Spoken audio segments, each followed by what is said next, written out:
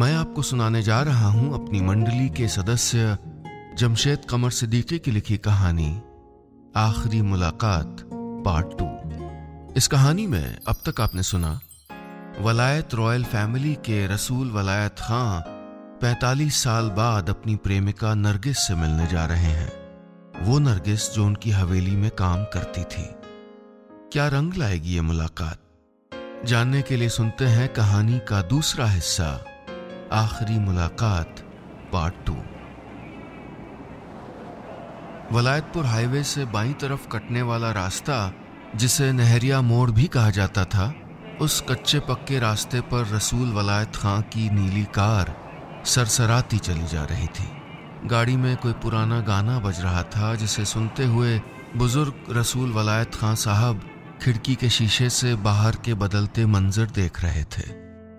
देखा जाए तो इंसान ही इस दुनिया के हर दौर की सबसे ताकतवर शय रही है, लेकिन यह भी सच है कि हर दौर में वो बार बार अगर किसी से हारा है तो वो वक्त है। नफरतें, मोहब्बतें, रंजिशें वक्त के आगे सब छोटी पड़ जाती हैं।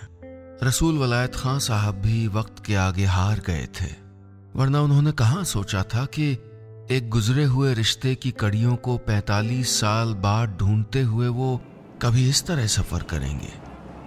गाड़ी की पिछली सीट पर बैठे हुए खां साहब ने अपनी कलाई पर बने एक निशान को देखा। एक छोटी सी खरोंच का पुराना निशान था वो, घड़ी के पीछे से झांकता हुआ।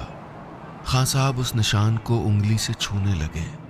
हमारे जिस्मों पर बना हर निशान एक कहानी होता है। हर निशान से हमारी जिंदगी का कोई न कोई वक्त, कोई न कोई याद जुड़ी होती है। खां साहब के चेहरे पर मुस्कुराहट थी और जहन में उन दिनों की याद जब वो और नरगिस जमाने से छुपकर इश्क की उन गलियों में आवारा फिरते थे जिनमें न दौलत की कोई जगह थी, न मयार का कोई जिक्र था। सच कहा जाए तो नरगिस का चेहरा कोई बला का हसीन चेहरा नहीं था। ऐसा भी नहीं था कि कोई शायर जिस पर गजल कहे या कवि कविता लिखे, या जिसके लिए यह कहा जाए कि खुदा ने उसमें दोनों मुट्ठियों से हुस्न भरा हो। वो एक औसत चेहरा था, लेकिन साफ, शफाक और ईमानदार चेहरा, जिसकी बड़ी बड़ी आंखों में रसूल खां अपनी आइंदा जिंदगी को तलाश रहे थे। अम्मा बस भी करो, तुम तो यार दीवाने हो गए हो। रसूल खां के जिगरी दोस्त पंडित जब नरगिस के किस्से सुनते सुनते उकता जाते तो उनकी जबान से यही जुमला निकलता था, ऐसा भी क्या है उसमें यार। वो कहते तो रसूल सिर्फ मुस्कुरा देते। ये तो वो खुद भी नहीं जानते थे कि इस चेहरे में वो क्या बात थी कि उसमें उन्हें दुनिया की सारी खूबसूरती सिमटी हुई लगती थी। ऐसा लगता था जैसे उन आंखों की गहराई में दुनिया के सारे गम, सारी परेशानियां दफनाए जा सकते हैं। उस नर्म आवाज की वो मासूमियत दुनिया की तमाम बदकारियों पर भारी पड़ सकती है, और होठों के किनारे वाले उस दिल के लिए कम से कम एक बार तो मरा जा सकता है। सुबह के वक्त जब रसूल खां अपने कमरे की सीढ़ियों से उतरकर दालान की तरफ आते तो सबसे पहले नजर नरगिस पर पड़ती। कभी वो आंगन में बैठकर कपड़ों पर कढ़ाई कर रही होती थी, और कभी दरीचे से लटकी हुई अंगूर की बेल के एक एक पत्ते को करीने से साफ कर रही होती थी। लाल और काले धब्बे वाली चुनरी सर पर रखे नरगिस, जिसकी बड़ी बड़ी आंखों के बीच में एक बिंदी चमकती थी, अपने खुले हुए लंबे बालों को लहराते हुए जब उनके सामने होती तो वो सीढ़ियां उतरते वक्त भी नजर उस खुश शक्ल नरगिस से हटा नहीं पाते थे। नरगिस बेटा जरा इधर आना, ये लाल वाली गोली अभी खानी है कि पीली वाली? उसी लम्हे में खां साहब के वालिद हसीब वलायत की आवाज गूंजती और वो घबराकर जी आई कहकर बारामदे की तरफ चली जाती। नरगिस की 3 पीढ़ियां उसी हवेली में काम कर चुकी थीं, इसीलिए वो उस रईस खानदान के सबसे वफादार खिदमतगारों में गिनी जाती थी। हसीब वलायत खां भी उसके साथ बहुत अपनायत से पेश आते थे। लोग तो ये भी कहते थे कि उनकी लाडली है। नरगिस और रसूल खां देर शाम के वक्त जब सूरज डूबने वाला होता था, तब हवेली के पीछे वाले हिस्से में बने खानदानी कब्रिस्तान के एक पुराने बरगद के पेड़ के पास मिलते थे, जैसे वो उस शाम मिले थे। आज तुमने काजल नहीं लगाया? रसूल खान ने पुरानी कब्रों से घिरी उस जगह पर पेड़ की आड़ लेकर खड़ी मुस्कुराती हुई नरगिस की हथेली पर अपनी उंगलियां फेरते हुए कहा तो वो बोली, आपने भी तो आज वो सदरी नहीं पहनी जिस पे मैंने कढ़ाई की थी। ओ हाँ हाँ, वो सदरी। असल में आज एक मुशायरे में गया था, इसलिए सोचा शेरवानी पहन लूं। मत पहना कीजिए ना ये चोगा सा, बूढ़ों जैसा लिबास लगता है ये, उसने कहा तो रसूल खां मुस्कुराए और फिर उसका हाथ पकड़कर अपनी तरफ खींचते हुए बोले, बूढ़े तो एक दिन हम दोनों ही हो जाएंगे ना। हमारे चेहरों पर लकीरें होंगी, बालों में सफेदी होगी, दांत भी शायद सलामत न रहे, लेकिन कसम से कहता हूं इश्क तब भी उतना ही करूंगा जितना आज करता हूं तुमको। ये सुनकर नरगिस के चेहरे पर जरा संजीदगी आ गई। वो अपना हाथ छुड़ाने की नाकाम कोशिश करते हुए बोली, डर लगता है मुझे। जिस दिन आपके अब्बू को हमारे बारे में पता चलेगा तो। उसकी बात काटते हुए वो बोला, तो क्या होगा, कुछ नहीं होगा। ऐसा आपको लगता है? नरगिस ने झुंझलाते हुए कहा, क्योंकि आप मुझे चाहते हैं, लेकिन हमारे बीच एक दीवार मुंजमद है जो जिस दिन गिरेगी अल्लाह हवेली में कोहराम मच जाएगा। मेरे अब्बा के जहनी मयार को इतना कम मत आंको नरगिस, खां साहब ने जवाब दिया। उसमें अमीरी गरीबी को लेकर कोई फर्क नहीं है। शायद तुम गौर नहीं करती कि जब मैं गरीबों, कामगारों या काश्तकारों के हक की बात करता हूं तो वो हमेशा मेरा साथ देते हैं। पिछले इतवार को मैंने दिहाड़ी मजदूरों की मजदूरी बढ़ाने के लिए सूबे में मोर्चा खोला, तब भी उन्होंने मेरा साथ दिया था। उनकी दयानतदारी पे शक मत करो। नरगिस की आंखों में आंसू थे।